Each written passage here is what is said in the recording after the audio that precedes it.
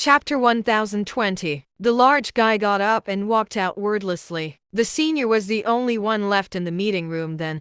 He sat down slowly with a smile on his face. I'm sure one of the top 10 assassins in the world at the super sanctuary level won't have a problem killing you. Over at Sea Lake Island, Wilbur sat in his room, seemingly deep in thought. The mere thought of the church expenses made his head hurt. The thought of Faye and Nancy only made his head hurt even more. Wilbur let out a sigh and entered his demiplane. The flame serpent had stayed in Saturn Village and thus was nowhere to be seen. The crystal sternum lay on the ground silently, emitting a clear blue glow. Wilbur still did not know who had left behind the skeleton, but he was certain it was a human being. The structure of the skeleton looked no different from that of a human's, aside from being a lot bigger in size. With how much power these bones still held after having been around for so long, it was clear just how terrifying of a presence the owner of the skeleton had been. The dilemma now was whether Wilbur should absorb the bone's power or to contribute it. Despite the fact that Rinchen had absorbed a large chunk of the crystal sternum's power,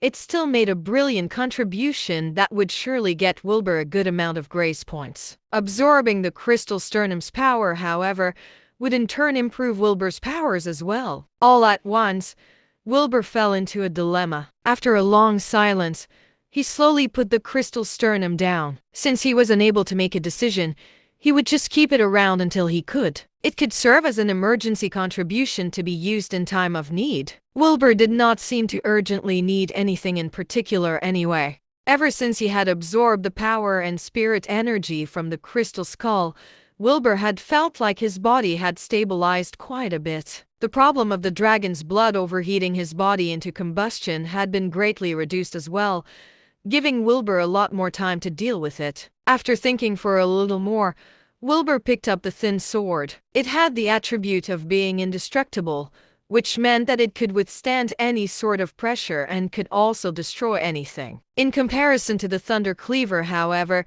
the thin sword was a lot lighter than what Wilbur was used to. Well, there was nothing he could do about that. After giving it some thought, Wilbur sat cross-legged.